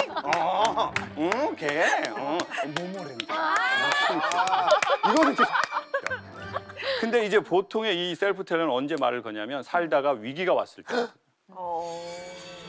제가 어제 거실에서 아내가 혼잣말 하는 걸 들었거든요. 그래요? 왜 그래? 31일까지만 먹기로 했잖아. 차이가 위기가 왔다. 네. 그만해. 그만 먹어. 진짜 그 얘기를 들었거든요. 뭐 하는 거지 지금? 위기가 왔다. 아니 그러니까 내 삶의 위기나 결정의 순간에 그 셀프 텔러가 들리는 거죠. 근데 만약에 예를 들어서 이런 게 있어요. 저희가 이 방송을 하러 와요. 각자 차를 타고 왔잖아요. 근데 오다가 접촉사고가 탁 났어요. 그럼 그때 그 소리가 탁 들리는 거예요. 크게 두 가지로 이렇게 들려요. 요즘에 별일이 없다 했어. 그냥 내가 그냥 정말 내가 요즘에 뭐가 잘 되더라고 일이. 난 불안해. 잘 되면 일이. 짜증나. 이런 소리가 하나가 들릴 수 있고 또 하나 소리가 탁 들리는데 이런 소리가 들릴 수 있어요. 몸 안 다쳐서 천만 다행. 그치. 야, 방송이 잘 되려고 그러나 보다. 이 때문에 했다. 차야 수리하면 돼. 어우, 땡큐. 몸 하나도 안 다쳤네. 근데 무슨 소리가 들리냐는 거죠. 그러면 도대체 그 셀프 텔러는 어디에서 왔을까요? 그걸 찾아서 봤더니 우리가 그런 비슷한 상황일 때 우리의 부모가 우리에게 뭐라고 해줬냐는 거죠. 나 어렸을 적에 내가 그 비슷한 상황이 있었어요. 근데 그때 그 엄마가 우리에게 뭐라고 해줬냐는 거죠. 맞아. 인생의 접시가 깨지는 날이 오잖아요. 제가 어렸을 적에 미국 영화를 봤어요. 미국에서 아이가 접시 부엌에 비싼 걸 깨요, 크리스탈. 그러면 미국 엄마가 가서 뭐라고 말하죠? 첫 마디로. Are you okay? 괜찮아. 괜찮아? Are you okay? 괜찮아? No problem. Don't worry. And I love you. 저는 그때 미국 엄마하고 저하고 잘 맞다는 걸 알았어요. 나는 미국 엄마 스타일이야. 맞아. 저희 엄마 전라도 해남 사람. 징해분 사람. 제가 뭐 이렇게 쨍그라게 때 오지도 않고 저쪽에서 다 깨물어, 다 깨물어, 다 깨물어 이 오살할 놈아. 뭐단디 냉겨, 뭐단디 냉겨, 다 깨물어. 전 언젠가 미국에서 친엄마가 올 거라고 생각을 했어요. 그냥 이분은 잠깐 키워주시는 한국 엄마인데. 그리고 미국 엄마는 한마디 더 한다고요. 막. 운명의 대사예요. 넌 이 힘든 사건을 통해 깨닫게 될 거야. 네가 우리에게 얼마나 소중한 아들이라는 걸. 아. 그걸 잊어서는 안 돼. 아. 지금 여러분 눈이 왜 영어로 안 하냐라는 눈빛으로 쳐다보는데 영어가 중요한 게 아니에요. 우리가 소통됐다는 게 중요해요. 우리가 소통됐다는 게 중요한 것이 그것이 한국말이. 순 한국말. 사람이 자기가 힘든 날이 오잖아요. 그러면 뇌가 초당 사진을 여러 장 찍는데요. 연사하는 거예요. 즉 시간을 늘려주는 거예요. 그리고는 그때 그 사람이 나한테 했던 행동을 확대해서 기억한대요. 왜요? 나중에 또 이렇게 힘든 날이 오면 내가 이걸 기억했다가 조심하려고. 그러니까 뇌가 자기를 살리기 위한 상당히 고급적인 인공지능의 기능을 발휘한 거거든요. 자기 방어구나. 그렇죠. 근데 여기에 약간 오류들이 벌어져요. 그게 뭐냐? 우리가 어느 날 살다가 너무 힘들어요. 그러니까 이제 뇌가 시간을 늘렸죠. 내가 시간을 늘리니까 가상 고통이라는 게 생겨요. 원래 고통은 하나였어요. 근데 시간을 늘렸잖아요. 그리고 확대했잖아요. 이 힘든 상황과 사건과 감정을. 그래서 기억하잖아요. 평생 이정표로 삼으려고. 그러니까 고통이 하나였다가 5개, 10개, 100개의 무게감으로 느껴지는 거예요. 그런데 이제 뇌에서는 처리할 수 있는, 저장할 수 있는 공간이 한정돼 있지 않겠어요? 버티다 사람의 뇌와 사람의 마음은 이렇게 계속 힘드느니 죽어서 쉬어야 되겠다. 라고 자기가 쉬려고 죽음을 선택하는 오류를 범할 수 있거든요. 그러니까 그 희망 없음이 뇌에 가상 시간을 만들어내서 내 어깨를 더 짓누르는 거예요. 그래서 솔로몬이 자기 힘든 날 권력의 반지 안에 글을 써넣으라고 했다. 그 유명한 문구. 이 또한 지나가리라. I know that I'm running out of time. I want it all. And I'm wishing they stop trying to turn me off. I want it all. And I'm walking on a wire, trying to go higher. Feels like I'm surrounded by. 어느 날 인생이 갑자기 어두워지는 날이 올 수 있다고 생각하거든요. 마치 극장에 들어가면 어떻게 되죠? 갑자기 어두워지죠. 근데 갑자기 내가 불을 켤 수는 없어요. 불을 켜지 않고 극장을 밝게 할 수 있는 방법이 있거든요. 조명을 켜지 않고 극장을 밝게 할 수 있는 방법은 눈을 감으면 돼요. 그렇죠. 봤어요? 역설이잖아요. 여러분 우리가 보려고 할수록 눈을 더 어떻게 해야 된다고 생각하죠? 떠야죠. 떠야 된다고 생각해요. 네. 근데 역설적이지만 극장에 들어가서 어둡잖아요. 눈을 감고 마음을 차분히 하고 조금 있다가 몇 초 있다가 눈을 딱 뜨잖아요. 그러면 실제로 눈의 조리개가 더 열리거든요. 오. 그러면 똑같은 빛으로도 내가 갈 정도의 길은 보인다는 거죠. 그렇구나. 이건 지금 극장 얘기가 아니거든요. 아, 이 아이들을 어떻게 양육하지? 이 사태를 어떻게 넘기지? 이 사람과의 이 인간관계를 어디서부터 풀어야지? 그 눈을 이렇게 하고 하잖아요. 더 안 보이고, 더 피곤하고, 눈은 더 빠질 것 같고, 더 화가 나고, 화가 나니까 보상 기제가 발휘되고, 다른 걸로 보상을 받아야 되겠어요. 그러니 오히려 어두운 시기에 들어갈수록 눈을 감아보면 좋다.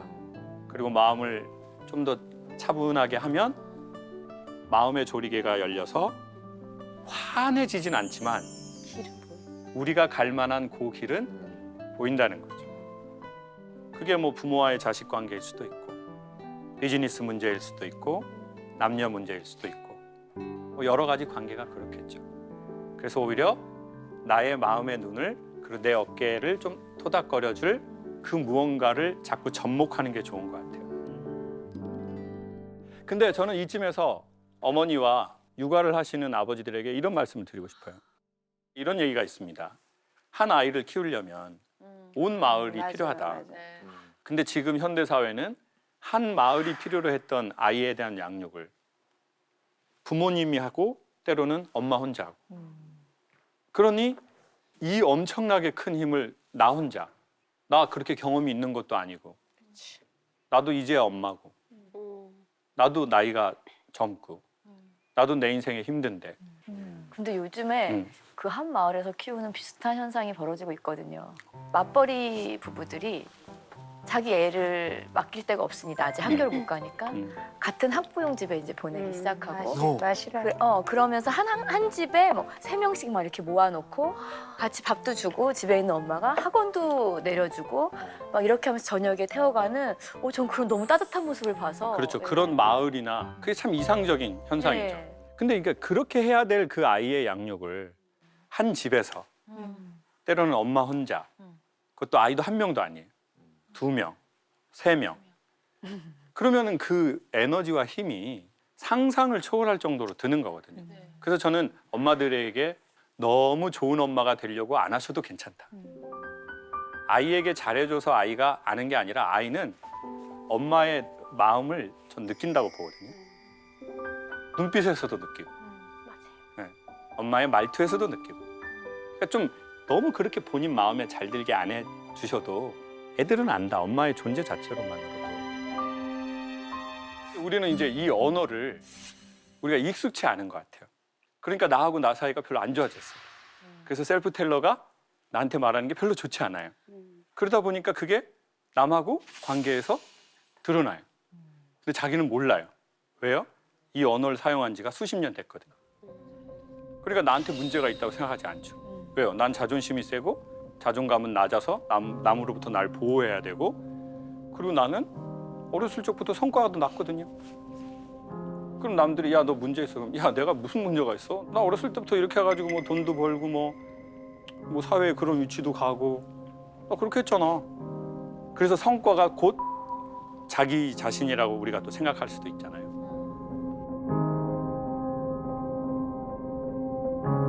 I have loved you for the last time. Is it a video? Is it a video? I have touched you for the last time. Is it a video? Is it a video? For the love, for laughter, I flew up to your arms. Is it a video? Is it a video? 우리가 뭔가 아프면은 병원에 가서 뭐 하죠? 진찰. 진찰하죠. 진찰해서 더 구체적으로 알고 싶으면 뭘 찍죠? 정밀검사. CT도 찍고 MRI도 찍잖아요. 그래서 나하고 사이가 좋은지 안 좋은지 체크할 수 있는 리스트 몇 개 한번 드려볼게요. 한번 여러분들도 한번 해보시고. 자, 1번 나하고 사이가 좋으면 계절이 변화될 때 그 변화되는 느낌을 되게 잘 알고 코멘트를 한다고 하거든요. 은행 색깔 봐봐 가을에 이런 사람 있고 막 가을에 됐는데 은행 보면 똥냄새 막 똥냄새 이런 사람이 있다고요. 어떤 스타일이냐고. 저 예전에 육아로 제일 힘든 시절에 차를 타고 주차장에서 이렇게 딱 나갔는데 벚꽃이 져 있는 걸 본 거예요. 그래서 제가 그때 문득 난 벚꽃이 핀 것도 못 봤는데 벌써 져 있네. 그러면서 되게 슬펐어요. 그래서 그 다음부터는 자꾸 일부러 더 자꾸 느끼려고 하고 보려고 하고. 예. 그때가 되게 힘들어서 그럼 못 느꼈나 보다. 맞아요. 법정 스님이 예전에 그랬어요. 꽃이 아름다운 건 당신 안에 꽃이 있을 때라고. 그래서 내 마음 안에 꽃이 없으면 꽃이 있어도 그 꽃이 꽃으로 안 보이는 거죠.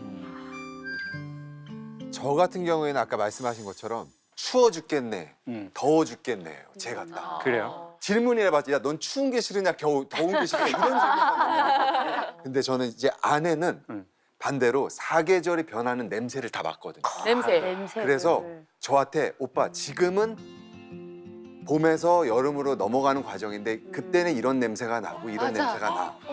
겨울에서 봄이 올 때는 또 이런 냄새가 와. 설명을 해주는데 어느 순간부터 저도 그 냄새를 신기하게 맡게 됐어요. just wanna fight with everyone else. Your masquerade. I don't wanna be a part of your parade. 이게 옆에 누가 있냐에 따라서 되게 많이 자기가 바뀌는 거예요. 근데 그게 정확한 얘기신 것 같아요. 계절의 변화는 배우는 게 아니라 누가 주변에 그렇게 사는 사람이 있잖아요. 그러면 긍정적 의미로 감염이 되는 거죠. 세상에 안 좋은 것도 세상을 감염시키고 전염시키지만 세상에는 좋은 것도 좋은 방향으로 사람들에게 전달되거든요. 그러니까 좋은 사람 만나고 좋은 책 만나고 좋은 장소도 가고 그런 노력을 조금 해보는 건 좋은 것 같아요. 그리고는 동물 교감 능력이 좋아진다고 해요. 나하고 사이가 좋아지면 동물에게 말 거는 거예요. 최근에 동물에게 말 건 적 있으세요, 여러분은? 항상. 우리들 말. 반려견, 반려묘 키우는 분들은 뭐 자연스럽게. 정말 똥 쌌어? 똥 쌌어? 똥 쌌어? 잘했어? 잘했어. 배고파? 저는 얘기 들으면서 놀란 게 저희 집에 아기 때문에 햄스터하고 거북이를 키우는데 저는 거북이랑 햄스터한테 말을 안 하거든요. 근데 우리 아기들은 아침에 일어나면 안녕 이러고 맨날 말을 해요. 귀여워. 지금 이 얘기를 들으면서 어머, 좀 약간 좀 놀래는 거예요. 근데 사실은 진짜 말을 걸기 가장 어려운 대상은 전 요즘에 누구라고 생각하냐면 힘든 내 자신에게 내가 말을 거는 게 제일 어렵고 낯선 것 같아요. 내가 되게 힘들어. 되게 외로워. 되게 그 말을 들어야 돼. 근데 그 말은 아무도 해줄 수가 없어요. 왜? 그 상황을 유일하게 아는 사람은 사실 나밖에 없어. 근데 이제 어떻게 보면 우리가 정말 마음이 듣고 싶어하는 말은 되게 단순한 단어 같아요. 많이 힘들었지. 잘하고 있어. 잘하고 있어. 괜찮아. 아니면 아유, 야 이만만 해도 잘한 거다. 이게 되게 단순한 한 문단 정도인 것 같아요. 근데 그렇게 말하기가 너무 어려운 거죠. 그래서 제가 동물에게 말을 걸어보십사 하는 거는 그게 자꾸 이제 길을 낸다는 거죠. 그래도 1년 해보고 2년 해보고 3년 해보면 나도 내 마음에 언어의 길이 나서 내가 정말 힘들 때 그런 말이 좀 나갈 수 있고 자기한테 말을 걸어보기 위해서 동물 교감 능력이 있으면 좋다는 거죠. 제가 발레리나 분들하고 같이 합동으로 공연을 한 적이 있어요.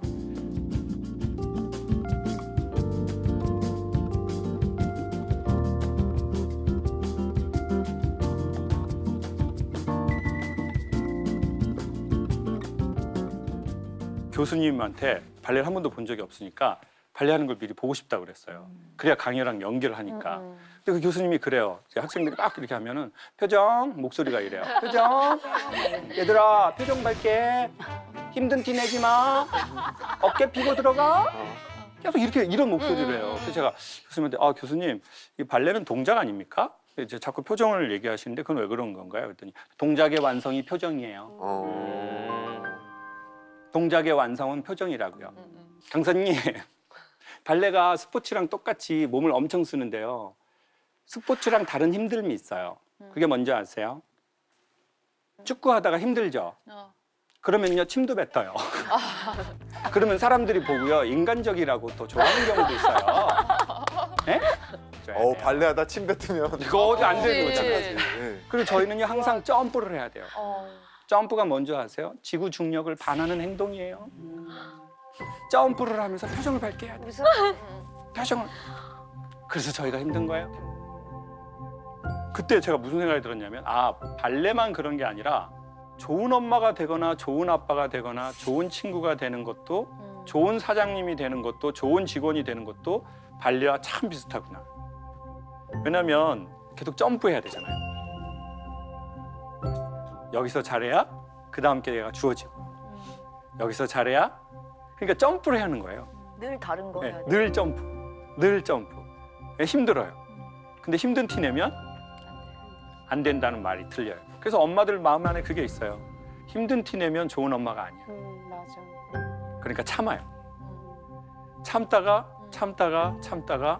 한 번에 팍 폭발을 하고 폭발한 자기 자신을 또 미워하고 죄책감. 또 죄책감 느끼고. 근데 왜 인생이 힘들어지냐면 점프해서 힘든 게 아니고요. 표정 밝게 해서 힘든 게 아니고 끝나고 나서 좋은 걸 먹어야 되는데 좋은 것도 못 먹으니까 문제가 생긴 것 같아요. 그러니까 여기에서 좋은 거라는 게 뭐냐? 좋은 음식도 좋은 음식이지만 자기 마음에 좋은 거죠. 그거를 하면 내 마음이, 내 정신이 좋아지는 거 있어요. 제가 보기엔 그걸 갖고 있어야 인생의 점프를 계속 할 수 있고 점프하면서도 표정을 밝게 짓는데 도움이 되는 거예요. 근데 그거를 모르면 계속 인생 점프하면서 힘들고 표정 밝게 해서 더 힘들고 그러니까 무대 뒤에 와서는 완전히 확 떨어지는 것 같아요.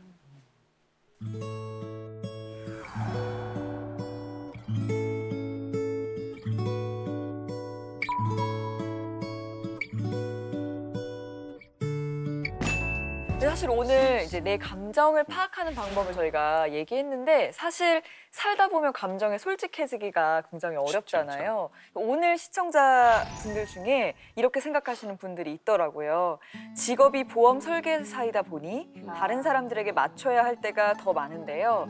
그러다 보니 내가 뭘 좋아하는지 모르겠고 사람들을 만나서 웃고 떠들어도 내가 진짜 좋아서 웃는 건가 싶어요. 어떻게 하면 내 감정을 제대로 알 수 있을까요? 라고 하셨는데 어떤 분께서 질문 주셨어요? 안녕하세요. 저는 서울에 살고 있는 29살 신용구라고 합니다. 네. 안녕하세요. 벌써 약간 아까 말씀하신 것처럼 네. 웃는 상. 지금 일하신 지는 얼마나 되셨어요? 지금 이제 4년 차 됐습니다. 4년 차. 그런 교육을 좀 받으셨습니까? 아니면 선생님의 성향이 그렇게 해서 영업을 해야지라고 생각하셨어요? 네. 어릴 때부터 이제 제가 남한테 제 기분이 안 좋은 거 이런 걸 표현하는 게 거의 없었던 것 같아요. 그래서 화를 내본 적이 없어요. 그래요? 진짜? 네. 저는 계속 이제 웃고만 지내다 보니까 내가 화를 내면 이 사람들이 제가 화를 냈다는 것에 대해서 부담스러워할 수 있고 제 스스로가 표현을 하는 게 너무 어색해요. 이제. 근데 제 같은 경우에는 왜 그랬었냐면요. 제가 전에 목소리를 되게 정중하게 하고 다녔어요. 안녕하세요 이렇게. 성악 전공했거든요. 그래서 이제 뭐 식당 가서도 단무지 떨어졌습니다. 안녕하세요. 네, 이러고 다녔어요. 근데 제가 친한 전라도 형님이 있었는데 그분이랑 같이 남산 2호 터널인가를 가는데 2,000원 받거든요. 그래서 제가 창문 딱 내리우니까 제가 이렇게 했어요. 감사합니다. 그랬더니 그 옆에 있던 전라도 형님이 이러는 거예요. 안 감사하잖아요. 그래서 제가 예? 그랬더니 안 감사하잖아요 지금. 그 목소리 가짜인데? 근데 처음엔 너무 화가 나는 거예요. 그래서 계속 생각해 보니까 제가 왜 감사합니다 이렇게 했냐면 이런 느낌을 주고 싶었어요. 저 예의 바른 사람이죠? 저 이 터널을 지나는 수많은 사람하고 달라요. 사람들 보통 무례하게 그냥 말도 안 하고 오히려 그분들이 좋은 하루 되세요 하고 해도 그냥 가는 사람이 있다고요. 그래서 내가 특별한 인간이라는 걸 보여주고 싶었나 봐요. 그래서 진짜 감사하지도 않은데 감사합니다 이렇게 한 거죠. 그래서 연습했어요. 어떻게 했냐면 정말 감사하다고 느끼기 전까지는 말하지 말자. 그러니까 제 이미지를 제가 원하는 틀로 만들려고 했던 것 같아요. 그래서 자유가 없어졌어요. 어설픈 이미지는 가졌겠지만 그때보다는 전 지금이 훨씬 좋아요. 그래서 저는 선생님이 지금까지 웃으면서 살아오신 것도 숭고하다고 생각해요. 가족에도 좋은 일 하셨고 주변 사람한테도 좋은 일 하신 것 같아요. 근데 이제는 갑자기 그러지 말고 10% 20% 정도 작게 시작해 보시면 좋을 것 같아요. 너무 바르지 않아도 선생님이 소중한 인간이라고 얘기하고 싶어요. 너무 바르게 살지 않아도 괜찮아요. 감사합니다. 네. 파이팅! 파이팅! 여러분은 어떠세요? 이야기 들으시면서 나는 좀 내 자신과 소통이 되는지, 아니면 우리가 다 얘기할 수 없지만 누구는 우리의 보여지는 모습과는 다른 모습을 우리가 갖고 있을 수 있잖아요.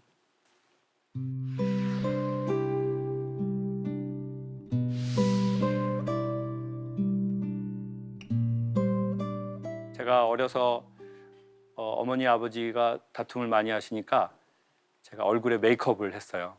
표정의 메이크업을. 슬픈 표정을 하고 싶지 않더라고요. 그러니까 이렇게 웃고 다녔어요. 이렇게 학교에서 이렇게.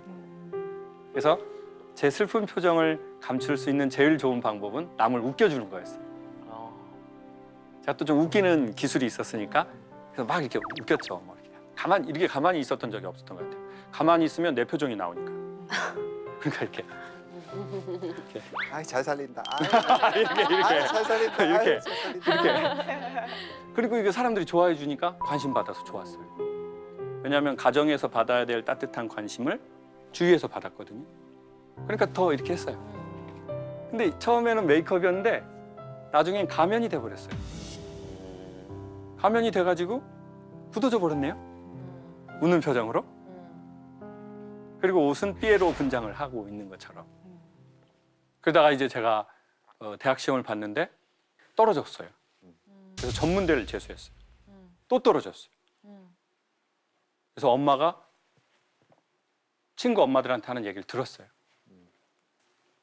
우리 막둥이는 대급박에 똥이 들어있다고. 그 저보고 멍청이라고 안 하고 똥멍청이라고 그랬어요. 근데 그 얘기를 제가 엄마가 친구들하고 하는 걸 들어버렸네요. 그래서 제가 나는 전문대도 떨어졌고 재수해서 엄마는 날 똥멍청이라고 부끄러워하고 그럼 죽어야지. 그럼 죽어야지. 가치가 없으니. 버려야 돼, 가치가 없는 건. 그리고 이제 마지막에 안 좋은 생각을 하고 희한하게 전화 한번 해보고 싶더라고요. 근데 제가 나 죽고 싶어, 너무 힘들어. 내 이 맨 얼굴을 보여줘야 되잖아요. 근데 나는 이 맨 얼굴을 보여준 적이 없잖아요. 밝은 척, 아무 문제 없는 척, 괜찮은 척. 근데 마지막으로 전화해서 했겠죠. 전화해서 무슨 소리가 듣고 싶을까요? 우리가 그런 상황이 되면 무슨 소리가 듣고 싶을 것 같아요? 왜 그래? 무슨 일인데? 왜 그래? 무슨 일인데? 보고 싶어? 보고 싶어? 나는 네 마음 이해해. 난 네 마음 이해해. 저는 이 말을 듣고 싶었어요.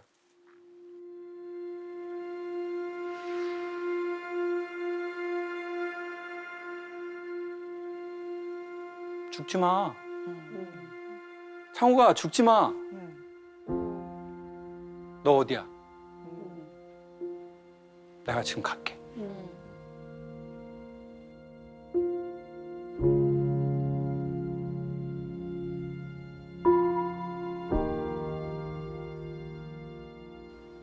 근데 이제 걔가 가만히 있더니 진짜 제 운명을 바꿀 얘기를 해준 거예요.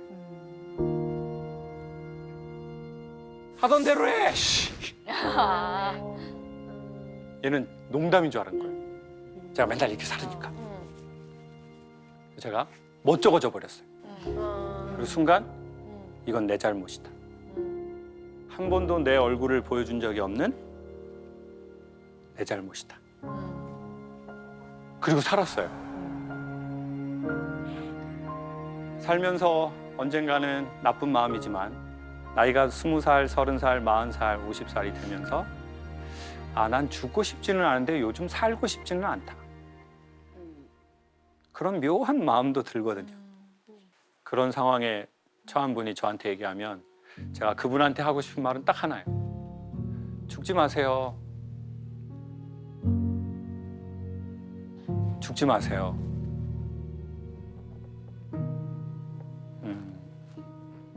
절대 죽지 마세요. 제가 그 말 듣고 싶었고 저도 그 말 해드리고 싶어요.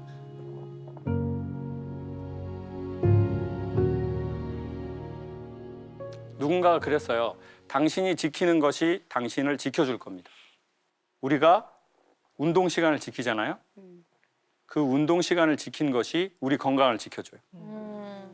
제가 작년에 디스크 수술을 받았거든요. 디스크 수술을 받았는데 재활을 해야 된대요. 재활 치료를 하는데 이제 그 선생님이 요즘에 진짜 그런 운동하시는 분들 막 잘생기고 몸 좋고 근데 다행히 목소리가 안 좋았어요. 그래서 뭐 고객님, 김자 고객님 자세 바로 하세요. 그래서 이제 자세를 바로 했는데 이걸 이렇게 들으라고 하시더라고요. 12개 하세요. 근데 제가 10개, 8개 하는데 못 하겠는 거예요. 그래서 선생님 못 하겠습니다. 더 이상 못 하겠습니다. 했더니 그분이 하세요.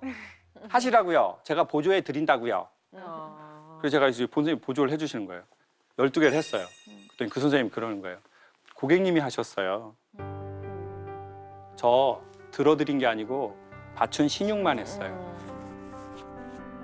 혼자 하면 불안해서 사고 나요.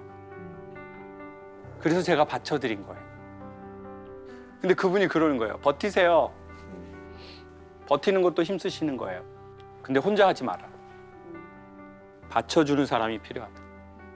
근데 그 말이 마음에 훅 오는 거예요. PT 신청 연장하셔야 되겠어요? 안 하셔야 되겠어요? 해야죠. 하겠습니다. 10회.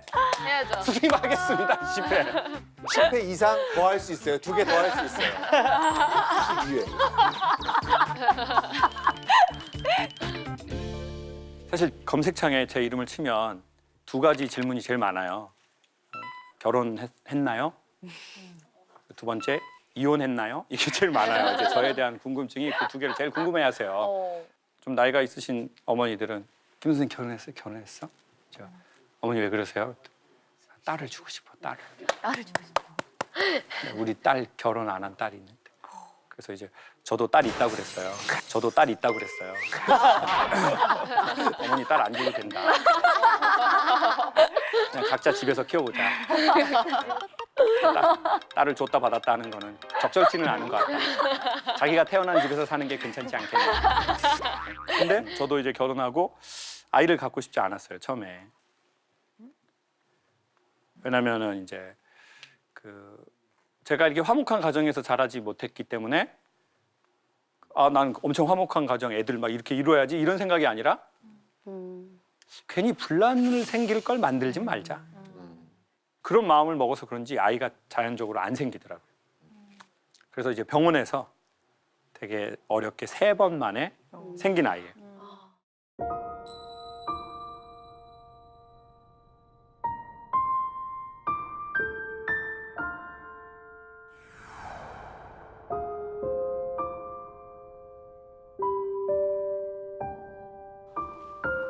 그래서 이름을 아이 낳기 전부터 제가 은혜라고 지었어요. 저랑 똑같아요? 오. 은혜라는 이름이 갚을 수 없는 선물이란 뜻이에요. 와, 엄청 예쁘겠다. 엄청 이름이 되게 좋은 거죠. 갚을 수 없는 선물이니까.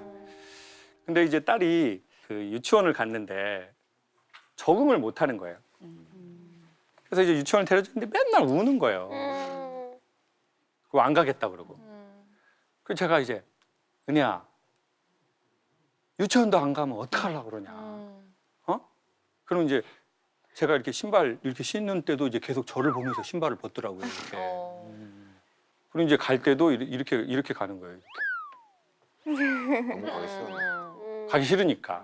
보내면서도 마음이. 그러면서 아이고 이제 제가 무슨 대단한 것도 아니고 뭐 이것도 적응 못하면 얘가 앞으로 살면서 뭘 어떻게 하려고 그러나. 근데 갑자기 그 순간 머리가 띵 해지면서 엄마가 저한테 전에 하셨던 얘기가 생각나는 거예요. 엄마가 저한테 뭘 했냐면 이랬거든요.